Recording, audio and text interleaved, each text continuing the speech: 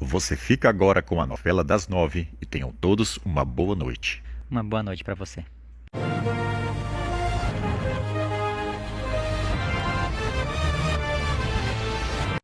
Aff, que saco. Ô, dona Ana.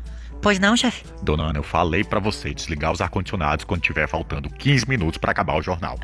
Ô, chefe, não deu. É porque eu tive que dar suporte ao pessoal da redação. Eles estão com a impressora lá que tá dando problema. Eu tive que ajudar eles lá. Não, dona Ana. Não quero saber de desculpa. Tinha que ter desligado. Mas, chefe, é sério, eu tive que dar suporte. Não, dona Ana. Para de dar desculpa. Como é que foi a nossa audiência? A audiência foi péssima, chefe. Tá só caindo. Foi pior do que ontem. Aff, pior do que ontem. Ô, chefe, eu já falei pro senhor tantas vezes que eu tenho que parar de ficar mentindo na TV, chefe. Mas, dona Ana, a nossa emissora tem uma dívida enorme com o governo. A gente não tem dinheiro para pagar essa dívida. O único jeito da gente sobreviver é derrubando o Bolsonaro. E a gente só tem até outubro desse ano para pagar essa dívida. Ô, chefe, eu fico tão triste de ver o senhor assim. Chefe, e se a gente economizar bastante, se a gente não ligar mais ar-condicionado de jeito nenhum? Será se a gente não consegue o dinheiro de pagar essa dívida, não? Tipo, a gente passa calor aqui, não tem nadinha, não. Dá não, dona Ana, dá não. Essa economia que a gente faz tá no máximo pra gente se manter vivo até outubro. Mas e o dinheiro da audiência? Que audiência, dona Ana? Nossa audiência tá uma bosta. O dinheiro da audiência dá no máximo pra pagar os funcionários, nem isso. Chefe, o senhor nunca pensou em tentar melhorar a qualidade do jornal, não, pra ver se melhora a audiência? Como assim, dona Ana? Melhorar a qualidade? É, largar de mentir, chefe. Eu sou mente demais nesse jornal. Todo mundo sabe, todo mundo já percebeu. É uma militância sem fim, meu Deus do céu.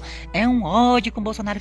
Fica muito escancarado, chefe. Eu penso que se o senhor falasse a verdade, se o senhor fosse um jornal imparcial, se o senhor falasse tudo que o governo Bolsonaro tá fazendo, em vez de ficar culpando o Bolsonaro por coisas que nem é culpa dele, aí eu acho, chefe, que dava pra melhorar a audiência. Mas, dona Ana, se for pra eu ficar falando a verdade no jornal, eu ia ter que toda hora ficar falando bem do governo Bolsonaro. Porque senão eu ia ter que falar que Bolsonaro entregou mais de 1 milhão de moradias, que Bolsonaro acabou com a corrupção no Detran, que Bolsonaro aumentou o tempo de validade da carteira para 10 anos, que o capital estrangeiro na bolsa bateu recorde, que o Brasil bateu recorde de exportação de carne bovina. Eu sei, chefe, eu sei que é muita coisa. O orçamento para educação aumentou para 145 bilhões, teve o marco de garantias que facilitou o acesso ao crédito, teve o marco das ferrovias, teve o marco do agro, marco do saneamento, os homicídios caíram mais de 20%. Não, e assalto a banco, meu Deus do céu, no meu Tocantins toda semana tinha uma cidadezinha com a agência estourada. Depois que o Bolsonaro entrou, acabou. Acabou o negócio de invasão de terra, acabou a farra do MST, acabou a farra da Lei Rouanet. Eu sei, realmente é muita coisa, dona Ana. Teve a pavimentação de boa parte da Transamazônica, teve a entrega da transposição do Rio São Francisco, teve a construção da Avenida Portuária, teve imposto zero para importação de medicamento contra o câncer, teve redução de imposto para incentivar a produção de energia limpa, teve redução de imposto de exportação de produtos eletrônicos, teve redução de imposto de arma de fogo, facilitação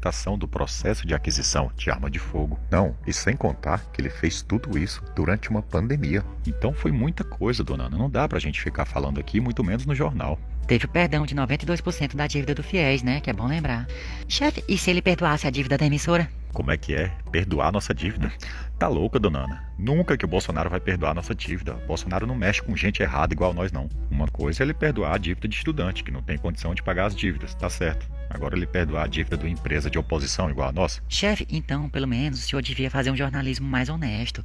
Ó, esses dias a minha filha chegou em mim, ela é esquerdista doente, e falou: mamãe, eu tô desconfiando que aquela emissora tá enganando a gente no jornal. Aí eu perguntei por quê, Jaqueline, e ela foi e me mostrou um vídeo. E que vídeo é esse? Ah, é um vídeo de uma matéria do jornal dessa emissora falando que lá nos Estados Unidos as coisas dispararam de preço e que os especialistas atribuem essa alta de preço às consequências da pandemia. E tipo assim, quando é aqui no Brasil as coisas são culpa do Bolsonaro, quando é nos Estados Unidos é consequência da pandemia.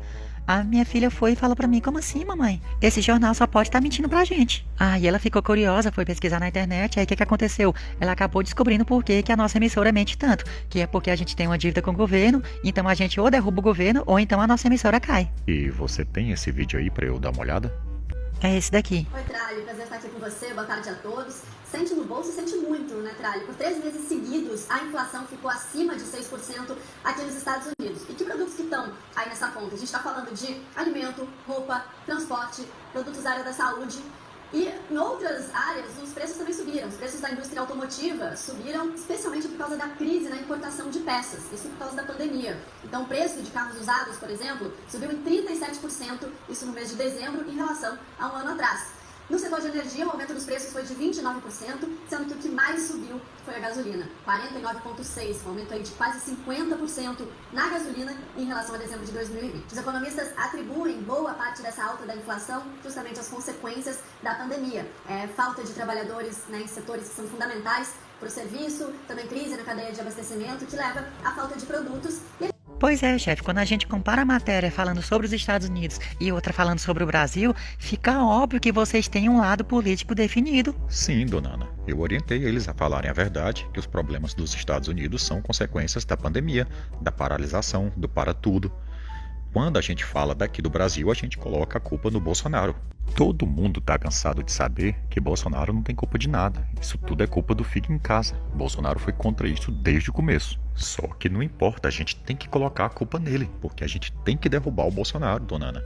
Se a gente não derrubar o Bolsonaro, a gente tem que pagar a dívida. Como a gente não tem o dinheiro para pagar a dívida, a gente cai, dona Ana. Não é difícil de entender. Não, mas o que é difícil de entender mesmo, chefe, é por que o senhor insiste nessa ideia maluca de tentar derrubar o Bolsonaro. O senhor não tá vendo que o senhor não vai conseguir desse jeito mentindo. Chefe, quem é que não sabe que o senhor tá mentindo, chefe? Pelo amor de Deus. Larga de mentir, chefe. Tenta falar a verdade. Tenta recuperar a credibilidade que o jornal tinha anos atrás. Pelo amor de Deus, esse jornal virou uma piada, chefe. Gente, é tão simples. Fala a verdade, recupera a audiência. Com o dinheiro da audiência você paga a dívida.